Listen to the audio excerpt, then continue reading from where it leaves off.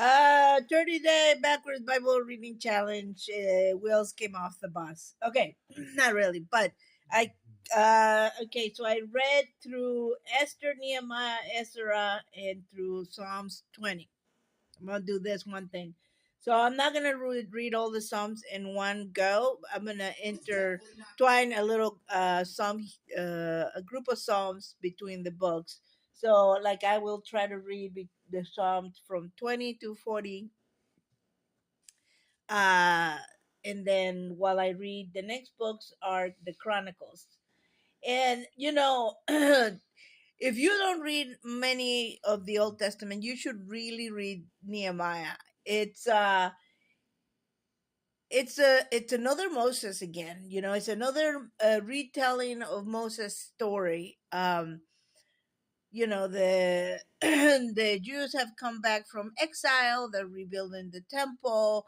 This law is being reestablished, and this all this other stuff. There's a lot of between Nehemiah and Ezra. You're being told the restoration period and what's happening. It kind of sounds a little bit like the stories in the book of Acts. The new covenant is being built and there's new things happening and all this stuff.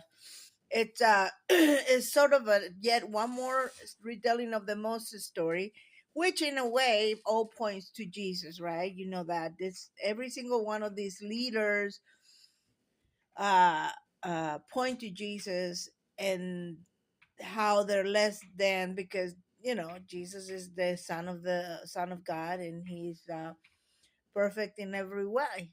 So both Nehemiah and Ezra have a lot of names and list of names and people and all of that.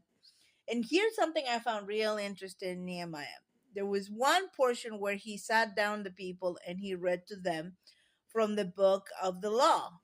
And then in another portion of it, he sat everybody down and they read from the book of Moses.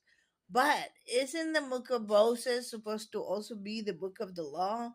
So I have heard from this one professor that they probably had a very long book. They had all the laws and how to do this and that and all that.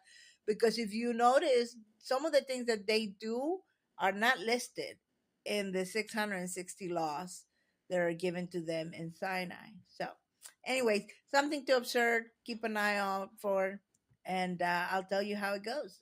Next coming up is Chronicles. God bless.